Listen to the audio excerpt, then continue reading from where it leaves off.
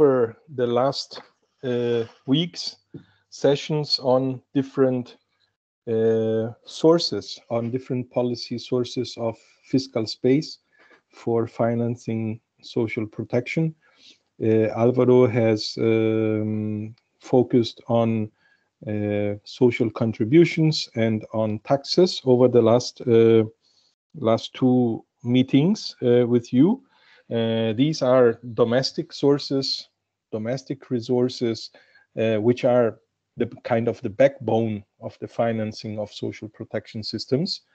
And today I'm going to talk about some additional options, not all which are mentioned in the fiscal space guide, in the handbook on fiscal space, but some of them, so that if you think that for the respective countries in which you are working or which you are supporting, that these options could be of interest, so you could, including by using the handbook, the guide, the respective chapters, you could deepen a little bit the knowledge and open the discussion. I will try to share now my PowerPoint for this session. Here, and so I hope that you see it.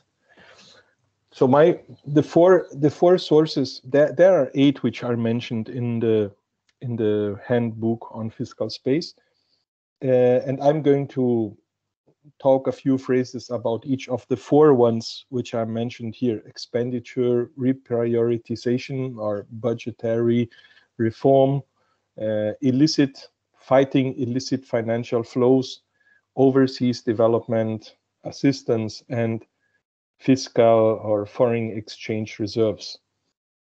But before we go into detail, I would like to make a quiz with you, the same way as we did the last time. I will open here my Teams chat to see your answers.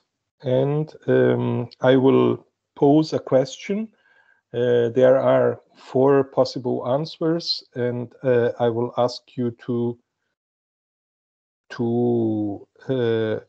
write in the chat your answers. Is that fine? So the first question is regarding the group of countries that provide overseas development assistance, which is in the OECD DAC group. These countries, they have a minimum target of ODA expenditure of 0.7% of the gross national income. This target has been established at global level in different meetings or in different international documents, agreements. And my question is, if we take the situation of 2020, according to data from the OECD DAC of 2020, how many countries do you think have complied with the minimum target of ODA of 0.7% of the GNI? If you think no country has complied, it is A. If you think that 5 countries have complied, you write B. If you think 10 countries have complied, you please write C. And if you think that 15 countries have complied, it is answer D. So Aristide has already answered A.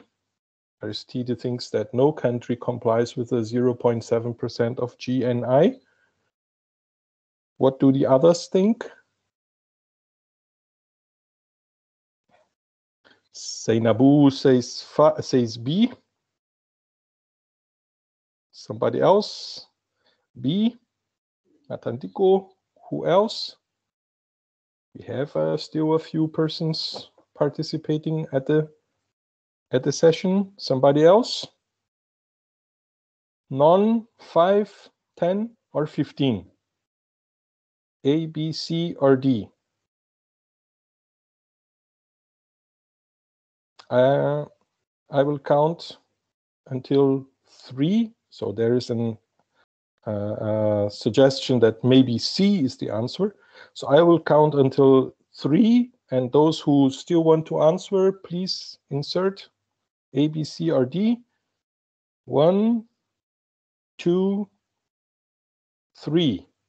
Well, we have a slight majority for B, 5 countries, and this is the correct answer. Which are the 5 countries? Which countries do you think comply with the minimum target of 0.7% of gross national income? Please write in the chat. Well, Scandinavian countries, yes, there are some Scandinavian countries among them, but which ones?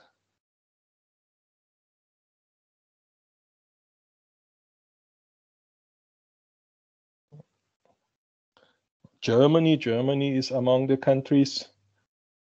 So which one? Which ones of the Scandinavian countries?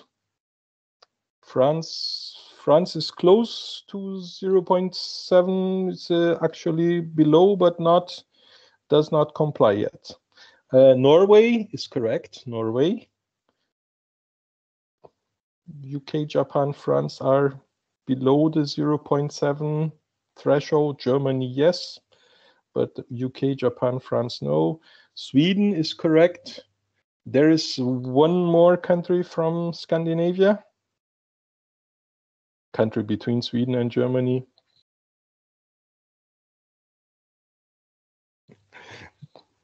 Denmark. It is Denmark and Luxembourg.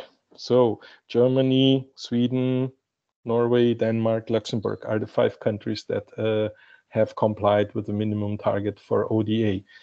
So, all right, many thanks. You have answered correctly most of the issues. And now the second question is, if they do not comply, if many countries do not comply with 0.7, then how much would be the average ODA expenditure of these countries, of the donor countries, the OECD DAC countries in percent of GNI? Is it answer A, 0.17%? Is it answer B, 0.32%? Is it answer C, 0.73%? Or is it D, 1.14%? What do you think? A, B, C, or D?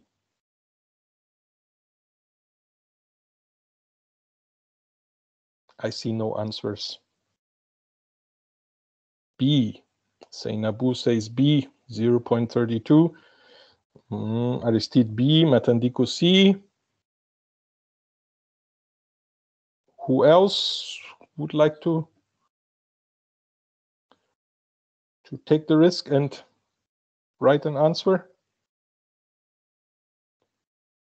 We have 2 times B, 1 times C. So C, a tie between B and C. Somebody, a last person, final person to untie the game? B or C? 1, 2, 3. Well, okay. I see that you are shy people. The correct answer is B. 0.32% is the average ODA expenditure of the OECD DAC countries according to OECD 2020. 0.17 is the expenditure of the United States.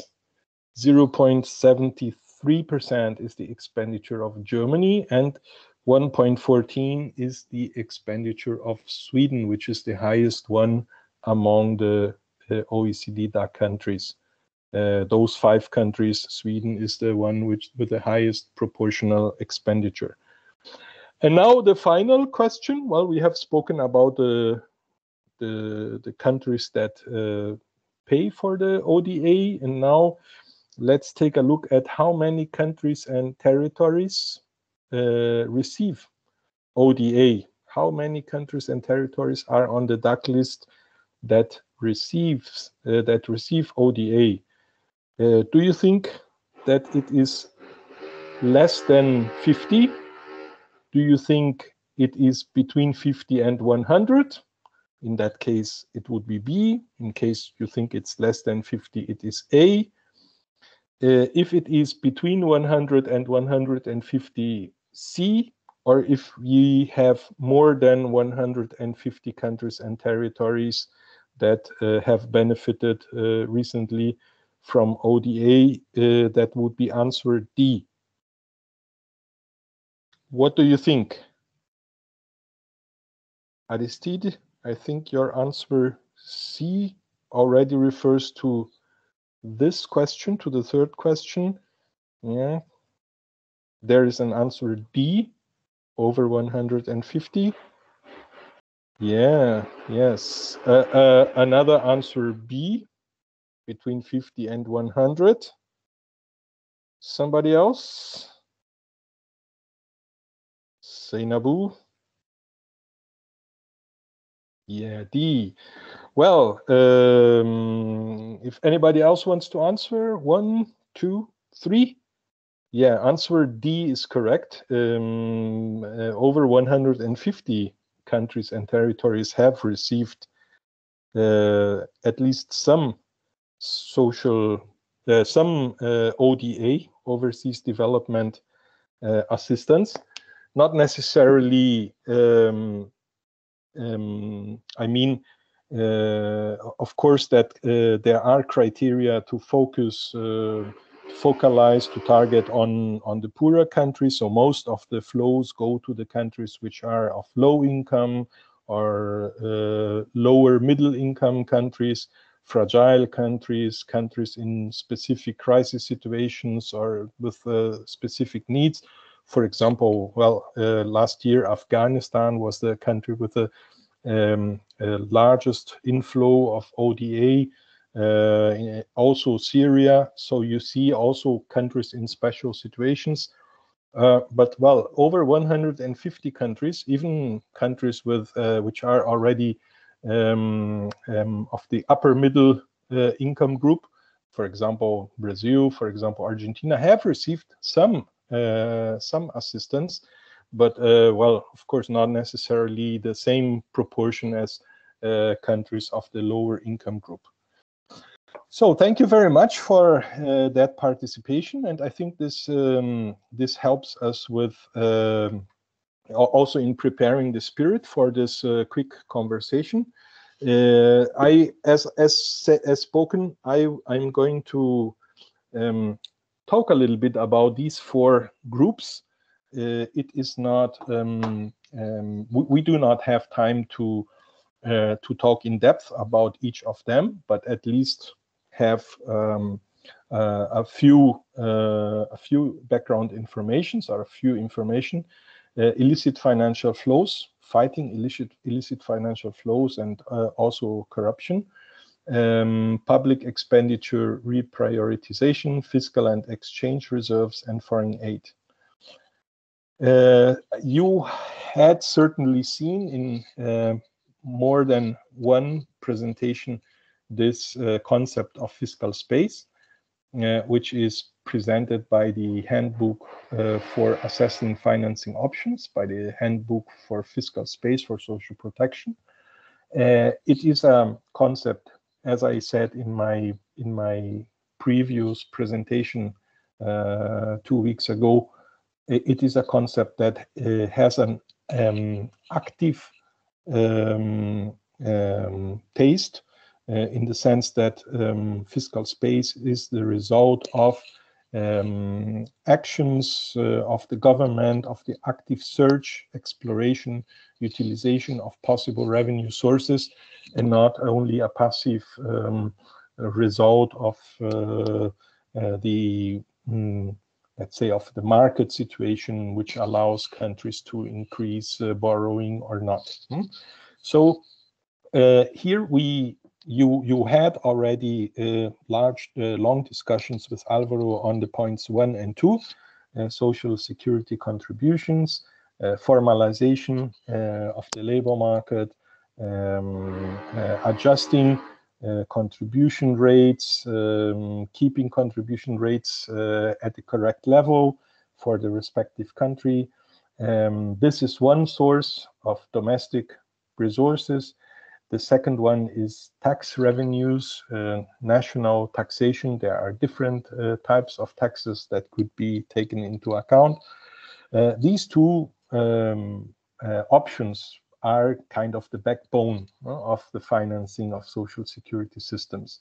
If you want to have a social security system, a sustainable system in the long run, you need to have at least one of these two sources to guarantee that the commitments, that the benefits that have been assumed, contracted for the long run, can be financed as well from a stable domestic source.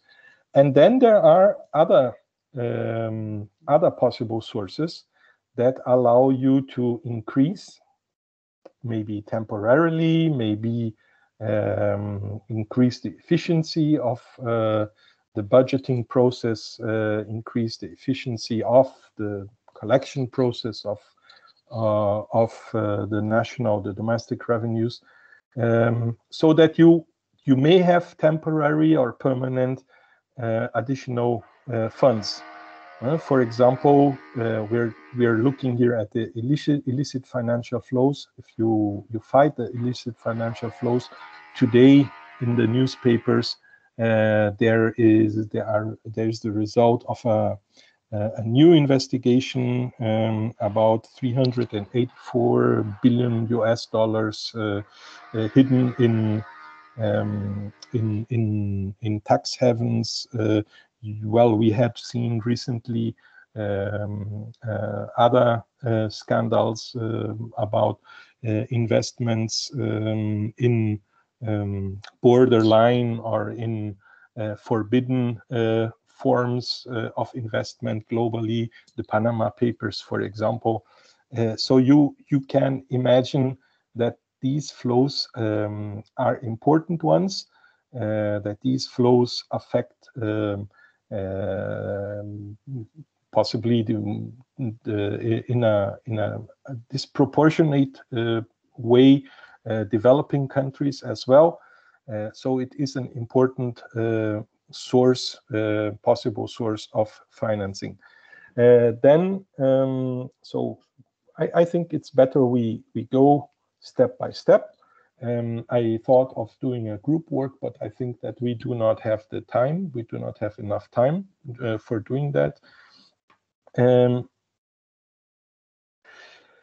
We're not only talking about tax evasion, which is already a big part of those illicit financial flows.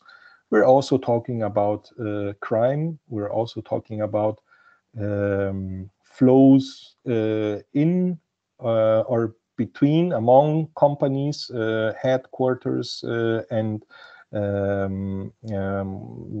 yes, and dependencies in developing countries, where the trade from the developing country towards the other country, towards the headquarters of the company, is invoiced in such a way that money is transferred, the price is too low or too high, depending on which is the flow, if in or out, or for example, headquarters finances, there is a loan with disproportionate interest rates, and via the interest payments, money is taken out of the country and can even be deducted from income tax, from the company's income tax. And so, this invoicing, or these mechanisms of transferring capital from one country to the other, can also be included among these flows. Of course, we are not expecting the Social Security scheme, the Social Security authorities, to be capable of dealing with this by itself, alone. This is a major political issue. It needs to be fought by a coalition of actors at the national level, at international level as well. You need to have your allies in the central bank, in the Ministry of Finance, Ministry of Justice, Ministry of Foreign Affairs. These ministries and these institutions usually lead the task forces which fight illegal and illicit financial flows. Tax authorities audit areas of your different public policies, policy areas, and it is a good idea, in my opinion, and also from my experience, to take part of these task forces at national level. Because on the one hand, the Social Security system has usually important information, and on the other hand, you may receive information from the audits, from the different actions that help you increase your own revenue collection. Of course, an important issue here is protecting the privacy of data. An important issue is to prevent that people who are legal, who do legal remittances, for example, migrants, are not punished by these policies, by these actions. And it is always important to take care with keeping clear rules and keeping the stability of markets and of finances, financial markets in especially, but fighting those who are out of the law, who are fighting the illicit financial flows. So these are risks. Well, you need to link with the different areas in the respective countries, and take care to protect the interests of the social protection system. Well, we would probably be then in a position to request, to ask for part of the additional revenue. Maybe even these actions may also help developing your own knowledge, the knowledge of the Social Security institution, to fight illegal actions, to fight corruption, to fight evasion. So it is also a learning process, a permanent learning process that the institutions undergo. Then, regarding expenditure reprioritization or reorganization of budgets in favor of Social Security. Probably over the recent years, you may have seen in your countries some important changes, given the pandemics, given the priority to health policies, given the priority to social protection, to cushioning the social effects of the pandemics. You have probably seen expenditure reprioritization as well in many countries in the world. In normal times, it is not that easy, I would say, because it is a difficult political economy. Political economy means how the different interests of the actors involved in the arena of public policies interact. How the interests may be in conflict or maybe in convergence. It is if you look for more for a bigger part of the budget, and if there is no growth of the budget, or even if there is growth of the budget, you compete with other areas as well. You do not only compete with ministries or other institutions, but you also compete with a whole set of actors that are linked to the respective sectoral policies. For example, transportation, investments in transportation will require more investments, will require, maybe the ministry will require more money for new roads, for new infrastructure. So there is a certain competition among the different areas, and it is not as I said in I think I said in the previous session where we spoke. It is not an issue of fighting against other areas of social protection, but it is an issue of ensuring that the different social policy areas are complementary, and that social rights are guaranteed for all. Sometimes this maybe the process it can start by a public expenditure review. It is important that a public expenditure review, which is a study that analyzes the effectiveness of different expenditures and recommends possibly changing priorities in terms of the budget. The public expenditure review is already a part of this political economy process. So you need to be prepared if such a process is underway. You need to be prepared with information, with arguments, with evidence, showing the importance, showing the impact, showing the strength of investments in social protection in the respective country, in the respective programs, so that the policy is correctly evaluated.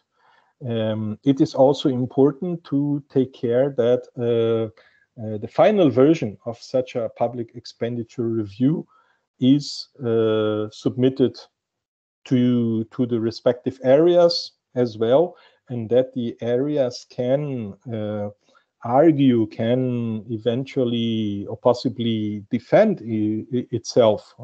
So I have seen, for example, when I worked in the Bolsa Familia program, I have seen a public expenditure review which was conducted by other institutions and by a group in the Ministry of Finance, that people who were preparing, who were leading this public expenditure review process did not really understand correctly all the rules of the Bolsa Familia program, and they misinterpreted some of the results. For example, the Bolsa Familia program that doesn't exist anymore since the 1st of November, unfortunately. The Bolsa Familia program had a rule that established a higher family income threshold for the exit than the income threshold for the entry. And the idea here is that the Bolsa Familia program wants to regress, to return people to the labor market or to society or to well, whatever, to their lives in a better position. And also the idea behind such a different income threshold was that poverty is not only a static situation, there is a fluctuation. Sometimes people are above poverty line, sometimes people are below poverty line. And over a short period of time, things may change quite quickly.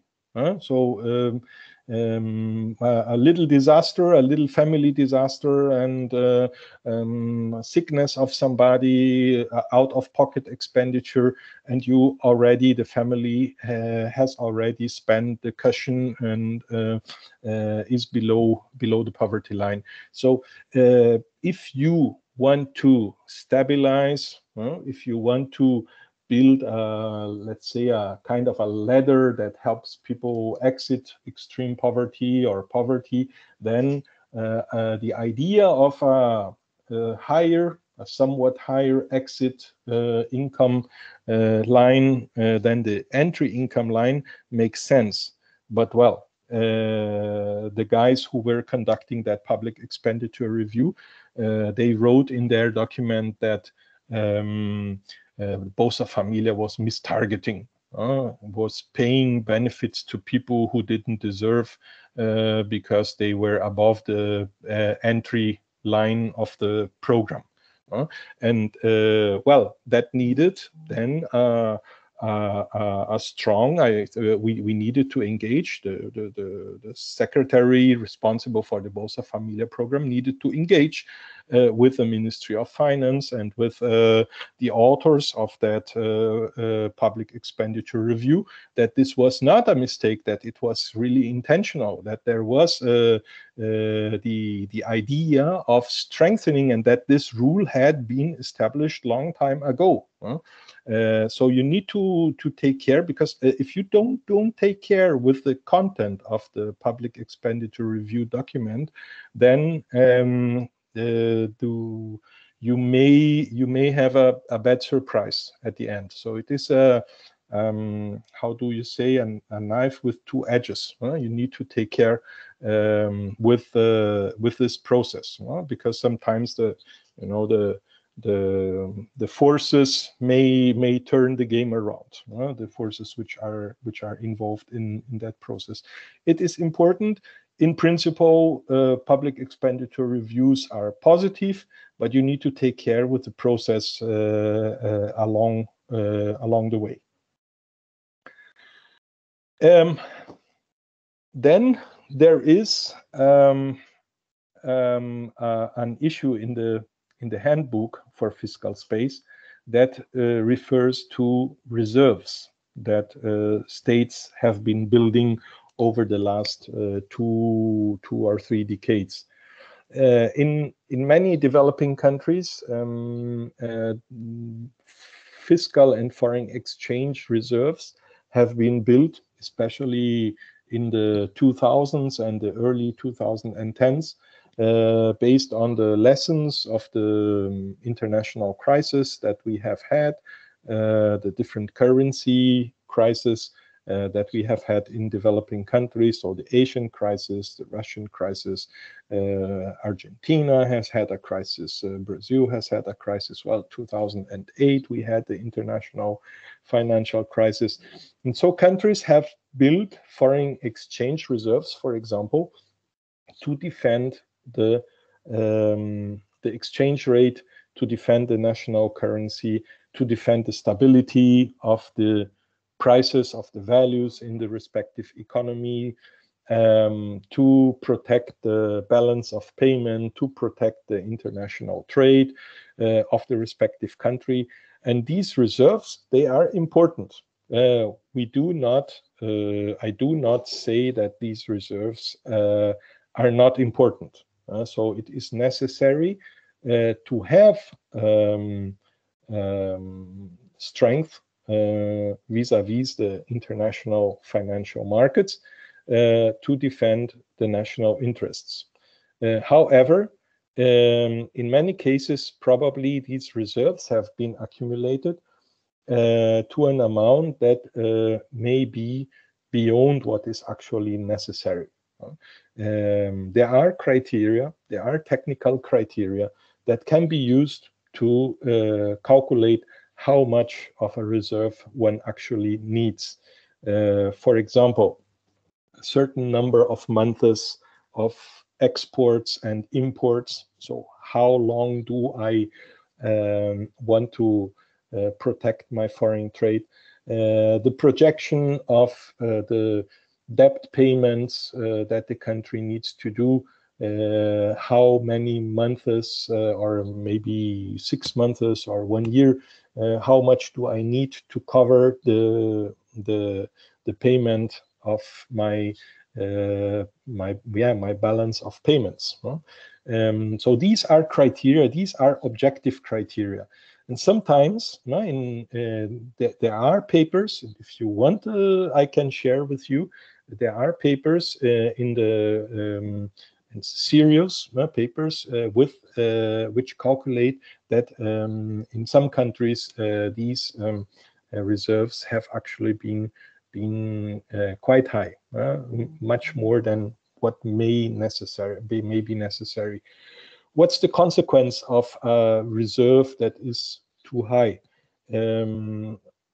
At global level, a reserve that is invested in US dollars or in euros or in another international currency, convertible currency, usually receives an interest rate which is quite lower than the interest rate in the respective country, in the developing country, because the developing countries usually pay a risk on top of the international interest rates.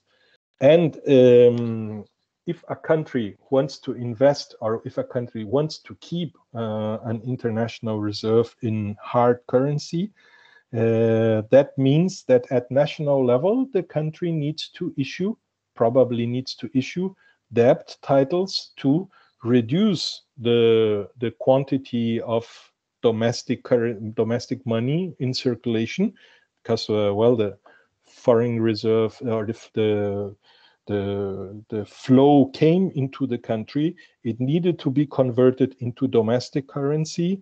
The central bank or the government bought this foreign currency to build up a reserve, and to avoid an excess of money circulating in the respective country, debt had to be issued at national level at a higher interest rate than the interest rate that this reserve earns abroad. I hope this is clear to you.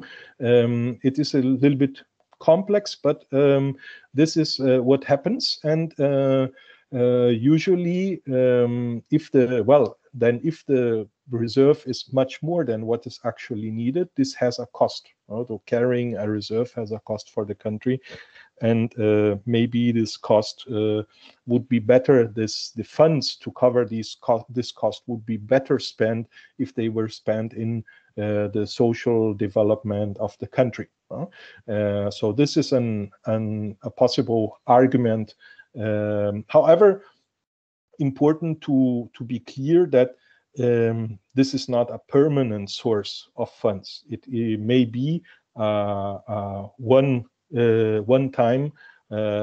source, or a source over a certain period of time, and certainly these funds need to be wisely invested to strengthen the capacity of the country to collect taxes and to collect social security contributions. Then there is the issue of foreign resources, of international aid, international solidarity, and also the perspective for a global solidarity fund, for a global fund to finance social security, the extension of social security in the lowest income in the poorest countries, in the most fragile countries, which is an idea that has been pushed forward by many people, including the UN Special Rapporteur on Poverty, Mr. Olivier de Schutter. This idea of, hello, somebody wants to say something? Yeah, I think somebody has an open microphone there. So this the foreign aid is an important source of funding, especially for the low-income countries. Well, we have, I think that you remember that we spoke in a previous session about the proportion of GDP that these countries need to invest to close the coverage gap. It is more than 15% of GDP. And in that case, of course, that lower income countries, the poorer countries, the more fragile countries, that they cannot do that only based on their own domestic revenue. Hence, international resources are important, are crucial for many countries. They need to be increased. We have in our quiz, we have seen that only a few countries really comply, donor countries really comply with that minimum of 0.7% of national income. So there is space for more investment. And well, there is a graph which I want to show you that shows you the next graph. This graph here is the graph of how much the countries spend in terms of ODA. You see the 5 countries on the left hand, the 5 countries in red are the countries that are above the 0.7% target. Then UK, Netherlands, France are closer to that target, and other countries are rather away. And the average is 0.32, we said. Then here, this graph is something I wanted to show you. It's a zigzag, but look at the right hand of the graph. At the right end of the graph, the 2 dark lines, the full one and the dotted one, refer to overseas development assistance to health systems. The dotted line is the percentage of total ODA which goes to health systems. It's a little bit more than 0.015%. It is almost nothing. And the green dotted line is the percentage of ODA that goes to social protection. It is between 0.005 and 0.01. It is less than what went to health. This, of course, is information from 2018. Certainly with pandemics, the interest for health systems and for social protection has increased. So if we get updated information, probably there would be an increase. But even so, you see that the proportion of ODA for health and social protection has not been, despite growing since the 1990s, there is a certain trend towards growth. But despite growing, it is still a small part of the overseas development assistance. So it is necessary, it's really necessary that countries increase their engagement. Countries have been increasing. This is positive, but it is necessary that many countries which are still below that 0.7% goal, if they increased, that would be important for international solidarity and for helping finance social protection. I wanted to finish here with two comments. Maybe one comment is, or one remark is, international solidarity is extremely important. We do not say here that it is not important, But in the medium term, in the long term, every country, all countries, including the currently low-income countries, they need to strengthen their domestic sources of financing social protection. Because as you expand a social protection system, you create long-term commitments. Benefits are not only short-term benefits, there are long-term benefits. There is the need for a sustained investment in social development to harvest the results of that social investment in the medium and long term. So you need to develop progressively the capacity of collecting national revenue, be it taxes, be it social contributions. Sometimes there may be a difficult political situation, requesting people to pay is never easy. So it is necessary to design the tax systems. It is necessary to introduce the contributory systems in such a way that those who have comparatively higher incomes pay proportionately more, and those who have lower incomes pay less, or may even be covered by the non-contributory systems, which need to be well coordinated with the contributory ones. Yeah. So this is one comment. And the second comment is that, well,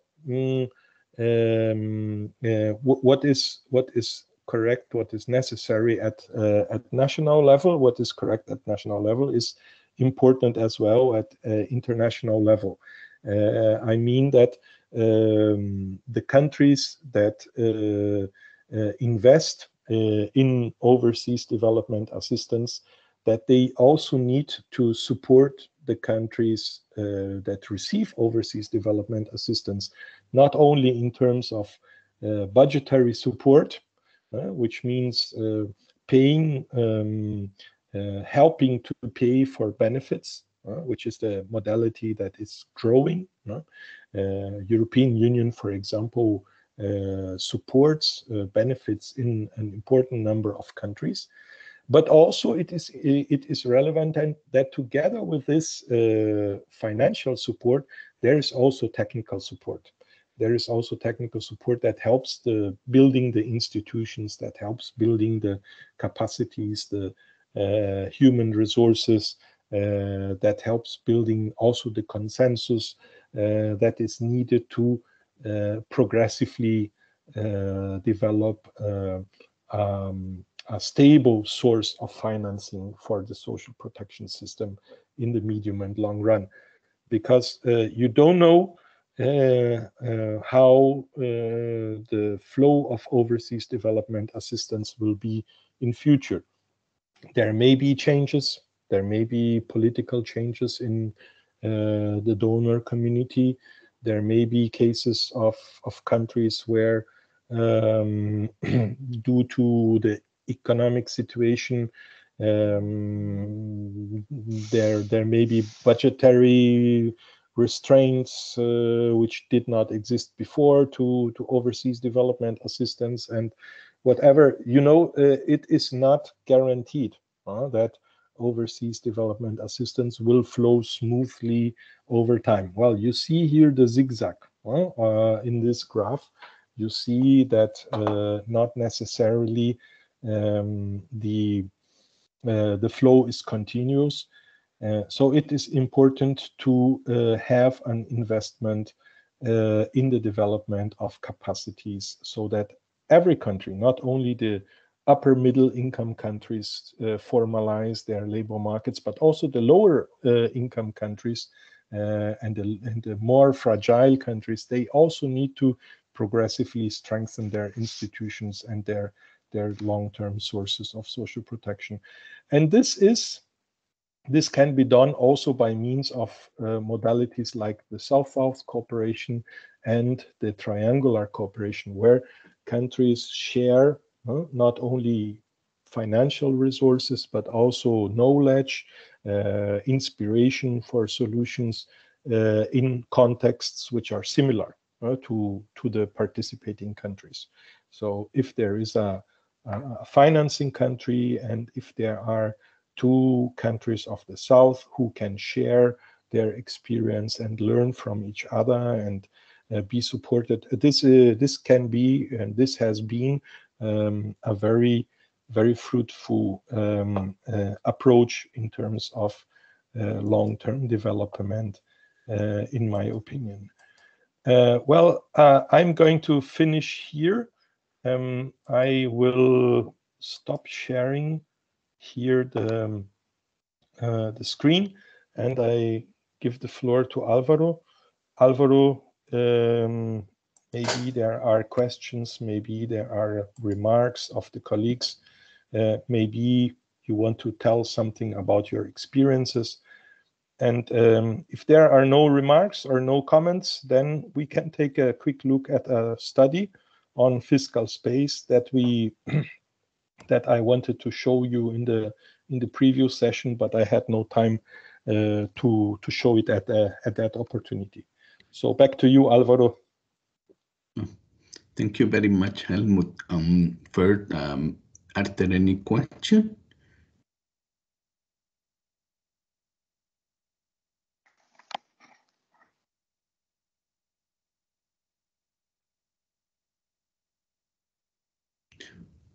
Go ahead, Manja.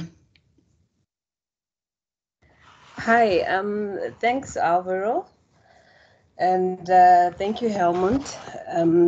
It's been an interesting presentation, but also I think a little bit challenging in that some of us need to do a bit more reading, you know, so as to be able to follow. But I had wanted to pick up on the element of using foreign reserves as a means of financing social protection. And I wanted to look at this within the framework of understanding that this is not the only avenue through which we can finance social protection. I mean, we've talked about the other sources, but I wanted to bring this to the aspect of developing countries, especially in sub-Saharan Africa. And what I want to say is, what is a possibility of sub-Saharan countries utilizing this tool on foreign reserves to finance social protection? Looking at the fact that most of these countries have a deficit BOP, the balance of payment, and they have a volatile exchange rates, so to speak. There's volatility in the foreign exchange market. So I thought you could maybe just speak on that from a sub-Saharan perspective. Thank you.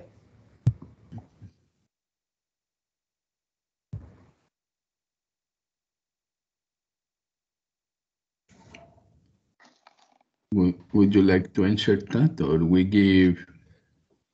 Well, if there is somebody else who wants to comment. Any other questions or comments? Go ahead, Ariste. Thank you, Alvaro, and thanks a lot, Helmut. I think this was a great presentation, and I think I also like the messages we are hearing during this training, especially the need sometimes to count on internal resources and maybe to count also on our capacity to reorient and have efficiency gains from what we are doing. Just to also mention that even if it's not like taking some money from health or education to increase the budget of social protection, we can even have some program design features that change and make it more effective. It can be on social security, social assistance, etc. The way we design the programs also is also important on how much money goes to pupil, right? So and how efficient and effective are our programs. So this is important. And we also have a call which is about not increasing social protection spending or any other social sector spending by reducing on other social sectors. I think all social sector budgets should be growing and covering as much people as possible, making sure that we address the needs of all people. That was a comment. And then I wanted to ask a question. This is a simple one. Just what are the pros and cons of the social protection fund? I know this is growing in the international debate on establishing a global social protection fund. So what are the pros and cons? What can make a social protection fund effective or not? Thank you. Yeah, well, very, very good questions. So the first question from Muenia is, of course, extremely precise. Countries that are already fragile, that need to defend their stability, the economic stability, will have and which have low or non-existent reserves. Of course, this kind of option is not an option. No? Well, we have seen rather middle-income countries building up strong reserves based on commodity exports over the previous commodity cycle. From 2005 to 2015. So it is, as I said, it is never thought, such a source should never be thought as being a key source of financing social protection, because it is a one-off situation. You can adjust the reserve only once. If the reserve has the leeway to be adjusted, to be reduced in case there is excess. If there is no excess, of course, that option doesn't exist. And I think that you are right in mentioning that there is an evaluation of the volatility in terms, as you said, the volatility of the exchange rate, the balance of payment that needs to be kept equilibrated, and the possibility of using these reserves. Now, regarding the pros and cons of a social protection fund, it will be important in case such a social protection fund is created to take care with the governance structure of a social protection fund. This is, of course, an international fund. Who will manage it, how it will be overseen, who takes decisions on where the funds will go to, and how, who takes care, who looks after if the money is correctly invested. And so that means there are some issues that still will need to be discussed. But the principle is, I think, something very positive, and this is the pro, that if you, instead of a fragmented pattern of relations between the countries that invest in overseas development assistance and the countries that receive development assistance, if you had a rather organized mechanism of financing, so that you also avoid on the one hand overlapping, and on the other hand you avoid gaps, areas which are not covered, and people who are not covered. So you may have some efficiencies, but the governance structure is something which I think will be important. There are suggestions, well, that of course the United Nations may play a role here. There are also, well, the subject of the SDRs, no, the special drawing rights of the IMF, has been quite intensively discussed over the last months and the last year maybe. The International Monetary Fund has issued around 650 billion US dollars in special drawing rights, which were distributed to the countries according to their participation in the IMF. So that means that the richer countries have had a larger proportion of these SDRs than the poorer countries. But well, now the richer countries have been called to invest those extra SDRs in the developing countries and in the poorer countries, especially for more environmental sustainability.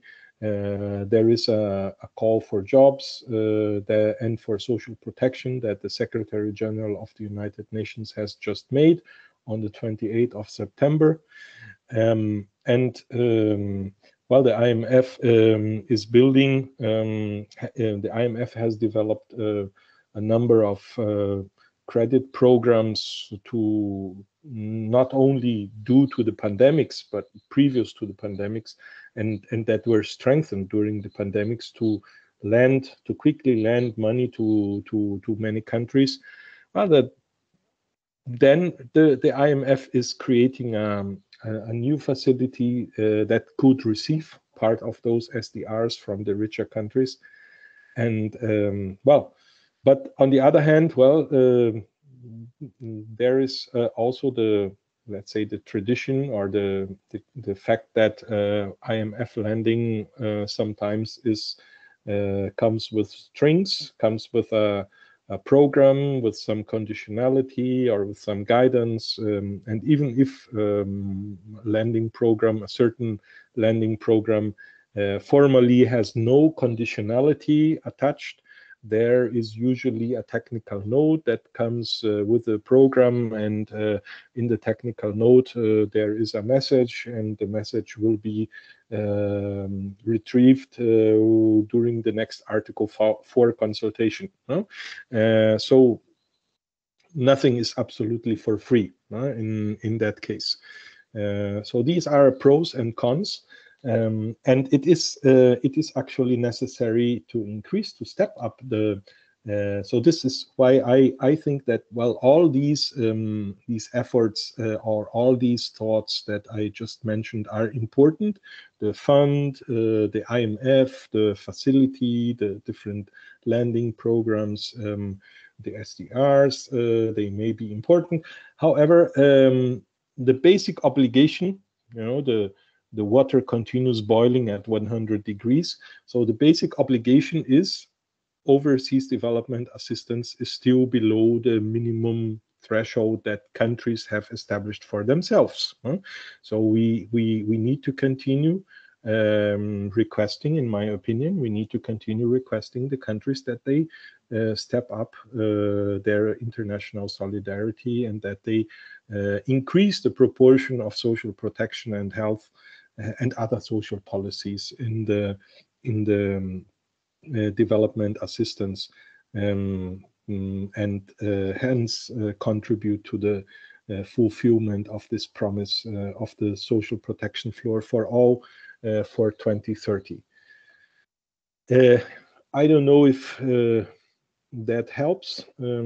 I think there are no answers, because this is no final answers, because it is a developing subject. Right? It's a developing subject at this moment. So, Alvaro, what do you think? Do we continue with just a few remarks on the case of Albania? Yes, let's do the Albanian case, so the college are aware of it, and maybe that will prompt more questions. Okay. Okay. All right. So I will Yeah, there is a comment in the chat. ODA flows from developed to developing countries and tends to get back to developed countries through IFFs. What would you propose to curtail this vicious circle in favor of investments in social protection in low-income countries? Yeah, well, Van Taun is right. I think that the mechanics, the mechanics of the balance of payment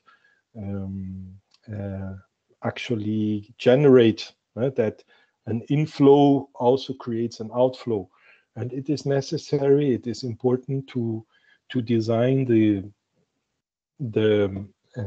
relation between inflows and outflows in such a way that the investments, that the local investments, the investments made by the inflows create more capacity, more institutional, economic, human capacities in the recipient countries, and not illegal financial flows that drain the funds from the respective countries.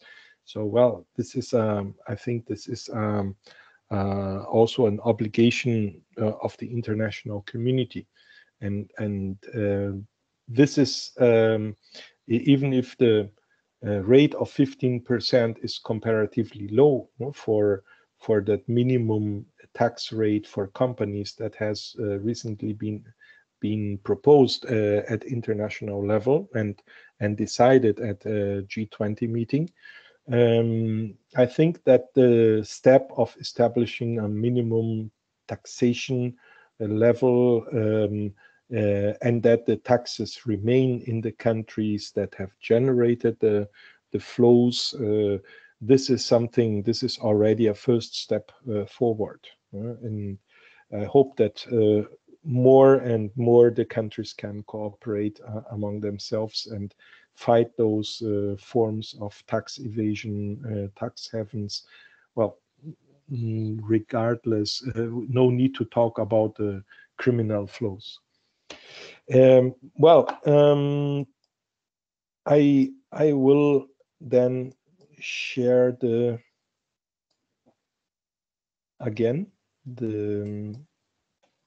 here this my presentation.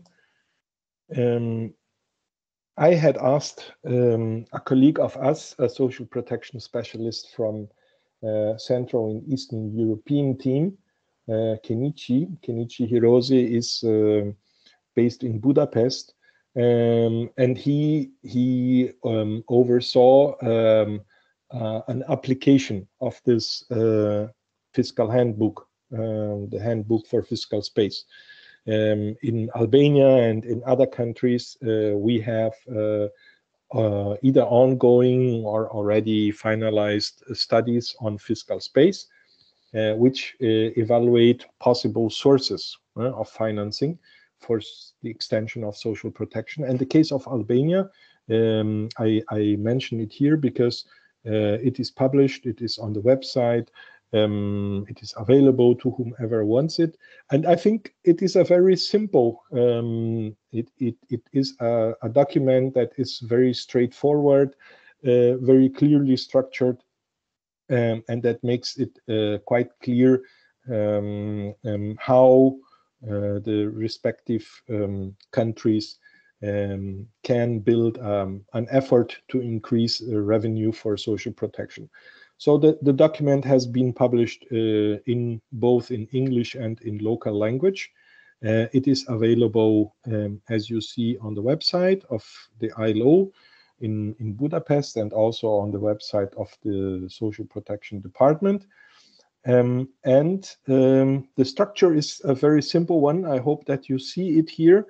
So initially, after an introduction, the framework, that means the conceptual framework, a second chapter with very short 2-3 pages on the macroeconomic situation, on the current level of expenditure and investments in Albania in terms of social protection, and then a third chapter, which is the key, the backbone of the study on the different options to expand fiscal space. In the case of Albania, the study was developed by two projects which we have there. One of the projects is the SDG fund. It's financed by the SDG fund. Then there is another project that supports municipalities in expanding public policies and also social protection policies. And that's why there is a line, the 3.8, analyzing municipal finances and social protection. Well, you see already from the contents that it is a very straightforward way of organizing, helping to organize the discussion. What we see here, well, the two joint programs financed by the SDG fund. And what you see here in the case of Albania then is a study to analyze the gaps in financing social protection, to estimate how big is that gap, to estimate which could be possible sources, and especially because the country has asked for support to extend childcare, to extend long-term care, and to analyze how well the economic assistance is targeted. Then, the result was a policy dialogue which included the national stakeholders. The first part is an analysis of the situation, which were the shocks that the economy and society had had suffered and had to face, the pandemic as well, which had been the recent development. The graph shows that actually since the end of the, let's say, the worst impact of the financial crisis, the situation in Albania had improved relatively well, not that bad, since 2013. But then in 2020, we are on a situation where many needs face a short budget. And basically, the results of a fiscal space study would be presented like that. So you have options to extend taxation. You would have a calculation of how much increase of revenue would be generated by increases of certain taxes. How much increase could be reached if you strengthened fighting evasion, if you reduce tax expenditures, which in the case of Albania are high. That means people who benefit from our sectors, economic sectors that benefit from lower tax rates. Then different options to extend social security contributions, which would be the increases, possible increases, estimated increases, if you did this or that. Debt restructuring, if there is the possibility of renegotiating debt or reallocating funds to in such a way that it reduces the debt.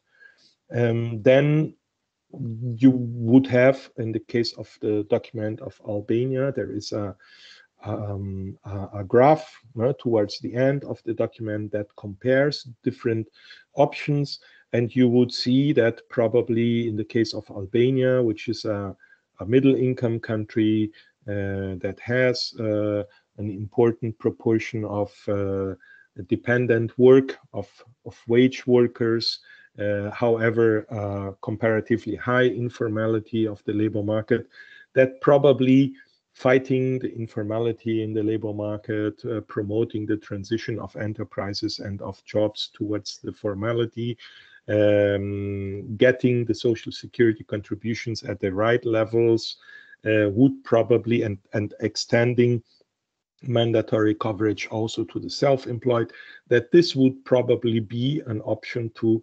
increase coverage and to increase funds for social security programs in a much substantive way than other options. And well, tax evasion and tax expenditures are maybe the second block, the bars there in yellow, and then the other options in terms of other taxes and of debts, loans, loan management.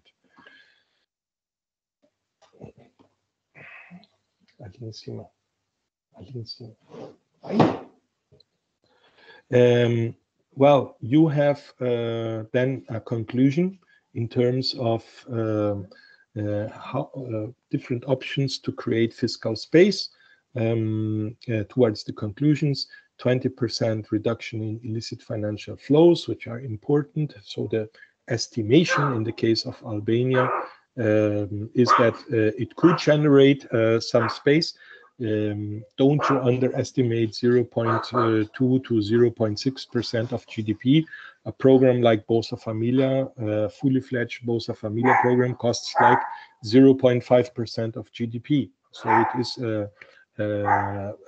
we're talking here about funds that are important. Of course, illicit financial flows need to be fought first. It is a huge effort that is behind, and as we saw, this articulation of different actors. Reserves in excess in the case of Albania. There is some space available. The macroeconomic framework, inflation targeting, deficit targeting, macroeconomic targets. If you flexibilize that, of course, within a reasonable and serious context, if you flexibilize it a little bit, you may increase growth, you may increase also the fiscal space for investments that bring that money back. Because social security, so investment in social protection also creates new revenue, it strengthens the economy, and it protects human resources in the economy. And well, and there is a little space, limited scope for budget reforms, for expenditure prioritization, at least at a first look. Maybe if you take a deeper look, but probably in the case of Albania, the opportunities for reorganizing the budget. Albania has done an effort over the last years and has catched up in terms of development. The opportunities are not that big in terms of expenditure prioritization. So finally, then there would be a comparative final table, and of course, that such a table is based on hypothesis. We're talking here about estimations. We're talking about figures that may change with the change of the economic situation. However, it is a certain guide that helps you prioritize where to go towards in terms of developing sources for your social protection system.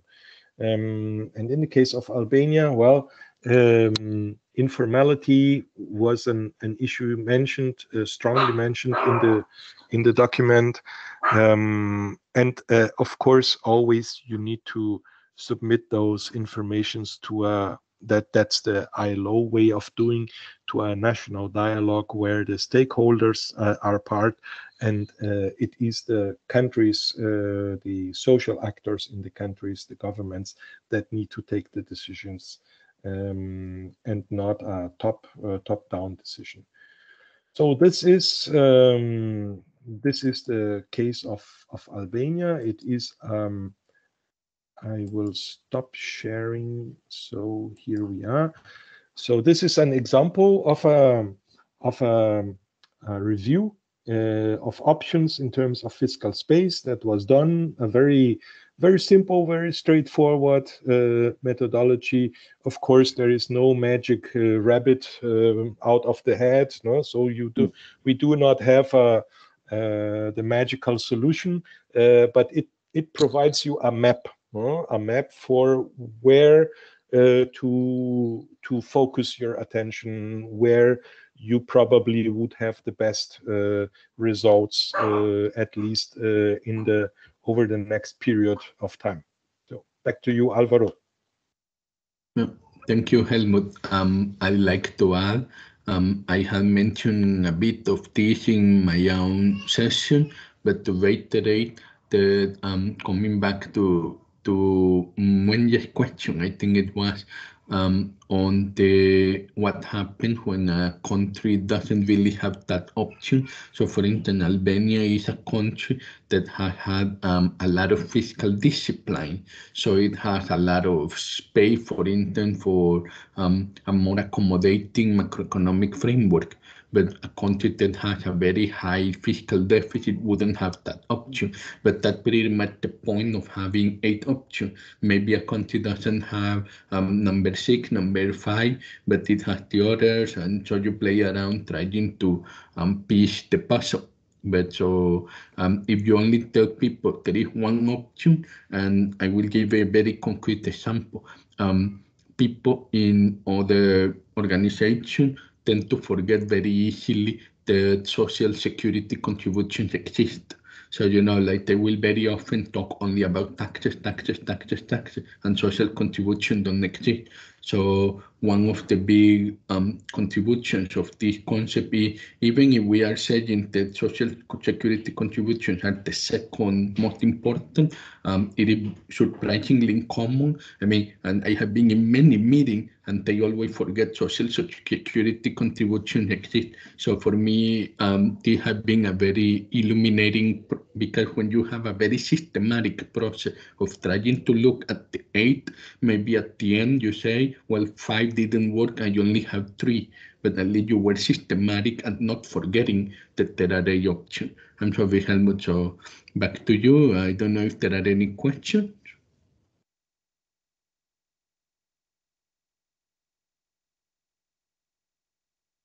Yeah, and actually, I think that I mentioned in the previous session, the first session which I shared with you, that social security contributions on average in the world are responsible for 57% of the funds used for financing social protection.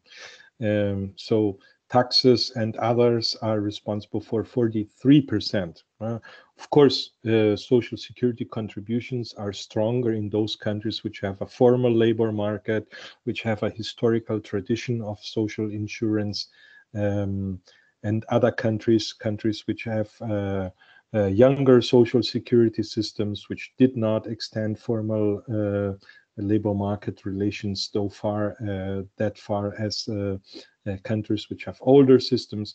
They will probably need to expand more quickly the tax basis instead of the contributions. So, but the contributions are an opportunity to develop a pillar based on contributions and another pillar based on taxes is maybe a wise option to develop a strategy that is complementary. But there are some requests for remarks. I think that Mwenya was first and then Bob. Yes, thank you, Alvaro. Thank you, Helmut, again. I had wanted to pick up on the case study in Albania. I appreciate the information on the analysis that was done to try and understand where the fiscal space is for Albania. And I think usually when we undertake these exercises, that process is relatively easy. I think maybe except for maybe sourcing data that you need to play around with, I think it's relatively easy. Where I think the challenge or the problem may come in I think is when we convene these national dialogues amongst different partners, but with the overall aim of convincing maybe government through Ministry of Finance to take up some of the recommendations. So my question is, for Albania, are they at a point where the discussions have happened and some recommendations have actually been taken up by government to create space for social protection? Over. Well, the document is relatively recent, and the process was kind of overridden by the pandemic crisis. But I think that our colleagues down there in Albania will retake the process and update the information and continue. But well, the results have been the results in terms of social dialogue have been important. So the fact that there were 2 SDG projects also shows that our social partners are interested, supporting, and that Albania is a country that has lots of interesting and thought-provoking proposals to bring. So I'm sure that in the case of Albania, this study will not be the last intervention on the field of financing social protection. We from the ILO, we have been doing also actuarial work in Albania for the different regimes. Actuarial studies are fundamental for evaluating the sustainability and also the possibility of using social security contributions to sustain the schemes in the long term. So Albania we have had some positive experiences in Albania. Bob, go ahead. Yes, thank you so much, colleagues. I am enjoying these sessions and I'm looking forward to the next one. I have 2 comments. Number one, I was very much intrigued to see that you recommended that reprioritization is not, there's no potential. Actually, I felt that's a very bold move in the right direction, in the sense that we've seen a couple of countries making recommendations to government. You're going to make savings, you're going to reprioritize, but in reality, that does not generate fiscal space. So quite intrigued by your conclusion. And I'm just wondering how you arrived at that. Was it out of statistical, quantitative analysis? I'm just curious because that's very uncommon. And then secondly, your recommendation on illicit financial flows. I must say it's a very, for lack of a better term, juicy recommendation. But reality on the ground seems to suggest it is more in the hope or expectation realm than something tangible. And I raise this because I'm in Eastern and Southern Africa. We have seen governments that have tried to tackle tax evasion and avoidance. Tanzania being an example, it became a big issue. And I mean, to the extent that in protracted court cases, and they were even slapped with the judgment. So ultimately, when you're dealing with corporate power, some governments actually are not able to deal with corporate power because they own resources that they themselves don't have. So the point that I want to just ask you is, yes, and I will say this maybe, and I mean, I'm not in a rude way. On paper, illicit financial flows hold potential, but so far we are yet to see where this has literally generated fiscal space for governments. Maybe you would want to point us to any concrete examples. This is just a comment, but also just happy to hear your thoughts. Yeah. Yes, Bob, I think that you're right with the 2 questions. So initially, the conclusion of the study is not mine. It is the conclusion of the authors of the study and of the discussions that were done there in Albania with the different actors. Maybe this is a country-specific conclusion. In other countries, possibly, well, as Alvaro said, Albania has already done quite some work in terms of organizing public finances. However, in other countries, certainly there is much more leeway for reprioritization of expenditures, maybe subsidies to certain sectors, maybe exemptions of taxes, maybe certain, well, priorities and policies that have never been really evaluated regarding their effectiveness and so on. So certainly in many countries, reprioritization can be an important way of opening fiscal space. However, with this, as I said, it is a political economy that is behind. If you step into this political arena, you don't have only friends, you also have enemies. This is something that you need to take into account, and you need to wear adequate clothes for this political arena. And the second remark that you do is also correct, that illicit financial flows is something, let's say, less concrete in terms of immediate source of finances. It doesn't deliver you immediate funds. And it is also something that is kind of out of your control, to being from the social protection, from the management of social protection programs. It is usually out of your control, because the initiative usually belongs to the fiscal authorities and to the financial market supervision authorities. But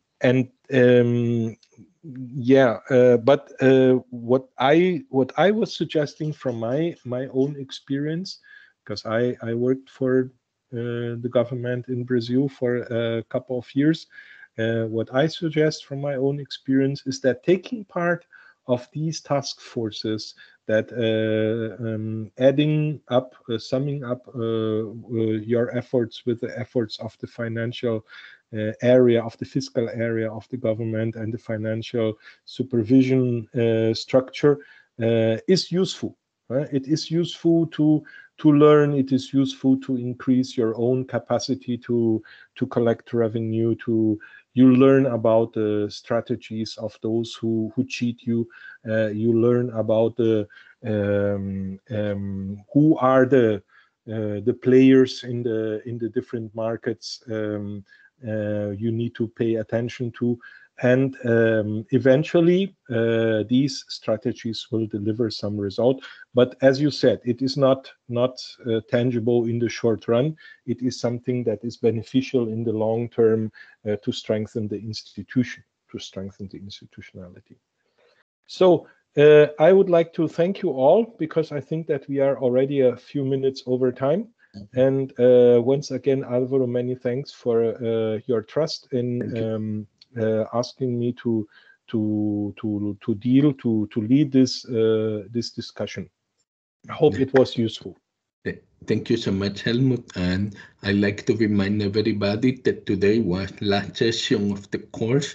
There is one more item on your agenda related to the course, but it is actually just a reminder to deliver the country case analysis, of which tomorrow I will send you a little text file explaining what to do for the final document. It is not something that will take any of you much more time, but thank you very much for taking to the end with this course. and I hope you found it useful and a learning experience. I will also, during tomorrow, try to upload all remaining videos and documents so that you have all of them accessible in the website. So thank you so much thank you Helmut and everybody who has helped us creating this course. And I will also send an evaluation, see if it would be very helpful to get feedback from you, what worked, what didn't work in the core, what did you like, what you would like to see more of. That will be very helpful for us to improve this course for the future. Thank you so much. And have a great evening or great day, depending on your own time. So take care. Bye-bye. And good luck. Thank you. Bye-bye.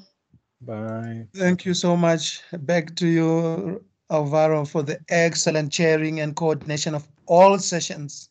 Thank you so much. Thank you, everybody. Bye. Bye-bye.